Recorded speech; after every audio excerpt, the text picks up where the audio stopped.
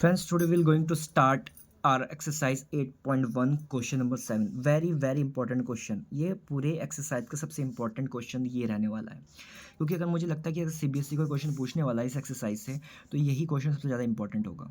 क्योंकि इससे पहले हम सिर्फ रेशियो निकालना सीख रहे थे कि एक फ्रैक्शन दे रखा था और बाकी का हम सिंपल वैल्यू निकाल लेते थे।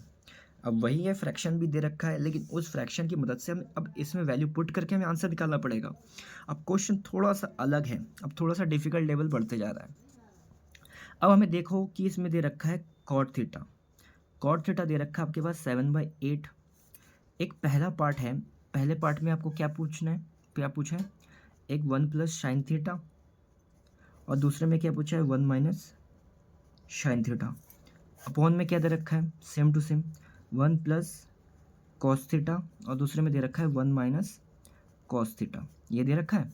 और सेकंड पार्ट में आपसे क्या पूछा है, कॉट स्क्वायर थीटा। अब इस टाइप के क्वेश्चन को करने के लिए हम कैसे करेंगे, बहुत इजी है। आपसे मैंने कहा था कि जब भी आपके पास एक फ्रैक्शन दे रखा होगा तो सबसे पहला काम क्या होगा, एक राइट एंगल ट्रायंगल बनाना। तो एक राइट एंगल ट्रायंगल हमारा बन गया, आंसर सॉल्यूशन यहाँ से स्टार्ट है। तो जैसे एक राइट एंगल ट्रायंगल बन जाता है तो सबसे पहले फिर उसके बाद आपको फॉर्मूला है p b p upon h h b. आपको ये फ्रैक्शन पता है।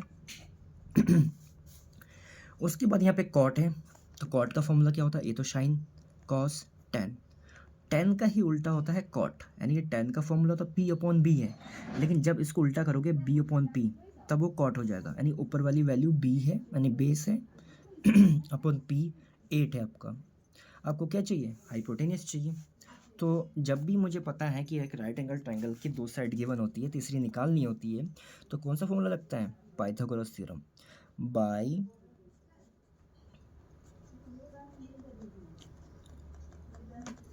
पाइथागोरस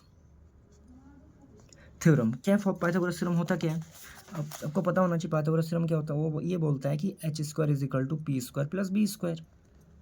हाइपोटेनस निकालना है, वही तो निकालना है, तो उसको सेम टू सेम कॉपी करें। परपेंडिकुलर आपका 8 है तो 8 का स्क्वायर, बेस आपका 7 है तो 7 का स्क्वायर। अब 8 का स्क्वायर होता है 64, बेस का स्क्वायर होता है 49। जैसे आप इसको ऐड करोगे कितना हो जाएगा, 9 4 13, तो आई थिंक 100 हो जाएगा 13, क्योंकि स्क्वायर हटेगा तो क्या लग जाएगा, अंडर रूट। तो ये आ चुका आपके पास हाइपोटेनियस कितना, अंडर रूट 113। आपको यहाँ पे लिखना भी पड़ेगा, अंडर रूट 113 आपके पास ये आ गया है। उसके बाद जैसे ही आपके पास तीनों साइड आ जाती है एक राइट एंगल ट्रायंगल की, अब क्वेश्चन ईजी पड़ गया। ईजी कैसे पड़ा है, फिर आपसे पूछा है इसने ये वाला क्वेश्चन, पहला पार्ट। पहले पार्ट में आपसे क्या पूछा है, अब अच्छे से देखेंगे, 1 प्लस साइन थीटा, ठीक है। क्या पूछा है, 1 प्लस साइन थीटा। तो आप पहले ब्रैकेट बनाओ, इसमें 1 लिखा है तो 1 लिखो, प्लस साइन थीटा। अब साइन थीटा यानी कि साइन थीटा का आपको वैल्यू चाहिए। साइन का फॉर्मूला होता है पी अपॉन एच। पी क्या है, 8, तो यहाँ लिखेंगे 8 अपॉन हाइपोटेनियस अंडर रूट 1/13, तो यहाँ पे चुपचाप ऐसे लिखेंगे, ब्रैकेट बंद कर दो। दूसरा ब्रैकेट भी है, देखो सेम ही ब्रैकेट ही तो है, खाली बीच में प्लस माइनस, तो इसके वैल्यू भी सेम होने वाली है। तो 1 माइनस 8 अपॉन अंडर रूट 113, ये हो गया। अपॉन अब है 1 प्लस कॉस थीटा, फिर से ब्रैकेट बनाओ, 1 लिखो प्लस लिखो कॉस थीटा। अब कॉस का फॉर्मूला है बेस अपॉन हाइपोटेनियस।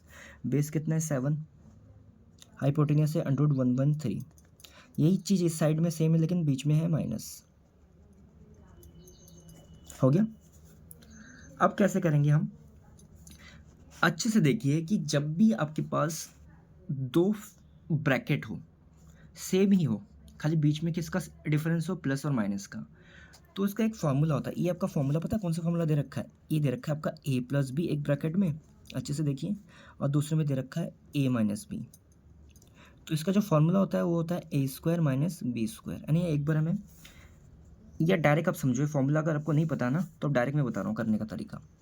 तो जब भी इसका फॉर्म दिखे कि दो ब्रैकेट हो, जब बीच में प्लस और एक माइनस हो, सेम सेम दिखे, बीच में अल्टरनेट सिंबल हो, तो आपको क्या करना है, एक बार पहले वाला जो भी नंबर होगा उसका कर दो स्क्वायर, बीच में अब माइनस ही लिखना फिक्स है, और दूसरे वाले का स्क्वायर, दूसरे वाले का स्क्वायर यानी कि 8 अपॉन अंडर रूट 113 का होल स्क्वायर।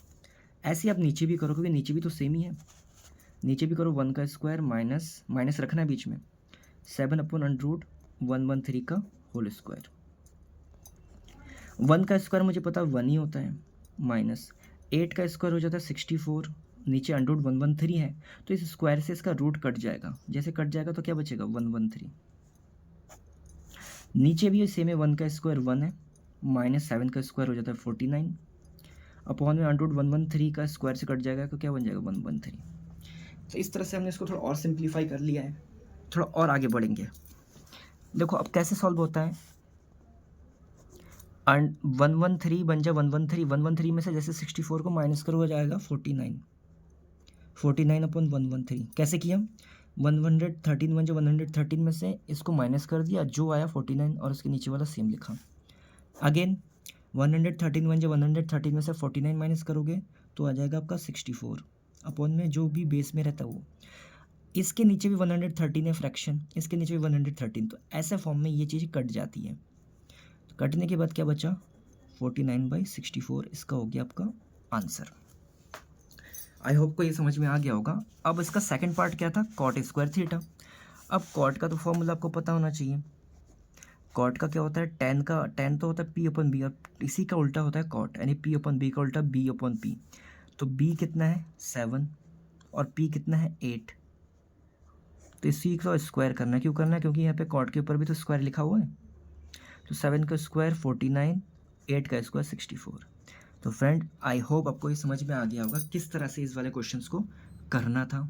अगर आपको ये वीडियो अच्छा लगा है, आप इससे समझ पा रहे हैं, तो प्लीज़ चैनल को सब्सक्राइब जरूर कर लें, लाइक कीजिए, शेयर कीजिए और कमेंट जरूर कीजिए।